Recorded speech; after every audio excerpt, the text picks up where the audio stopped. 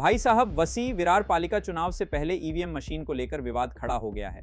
बहुजन विकास आघाड़ी ने आरोप लगाया है कि मशीनों पर भाजपा का कमल चिन्ह स्पष्ट दिखाई दे रहा है, जबकि अन्य दलों के निशान फीके हैं। नेताओं ने इसे मतदाताओं को प्रभावित करने की कोशिश बताते हुए चुनाव आयोग से शिकायत की है। आम्ही या ठिकाणी आल्यानंतर प्रभाग क्रमांक 23 मध्ये त्यांनी मशीन त्या ठिकाणी ईव्हीएम मशीन त्या ठिकाणी प्रदर्शित केल्या आणि या मशीन प्रदर्शित केल्यानंतर आम्हाला एक धक्कादायक आम्हाला त्या ठिकाणी गोष्ट पाहायला मिळाली।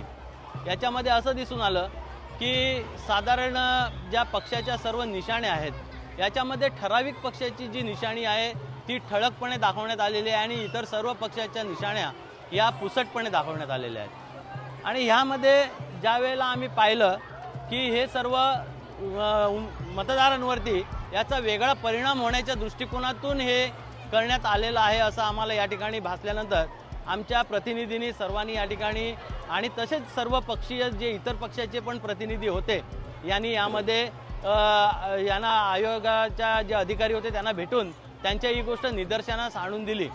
परंतु त्यांनी सांगितलं की आम्हाला निवडणूक आयोगाकडून जे निशाणी आले त्या आम्ही या ठिकाणी प्रदर्शित केलेले आहेत। अपनी राय हमें कमेंट में जरूर बताइए और हर लेटेस्ट खबर के लिए बने रहें द जर्नलिस्ट.in के साथ।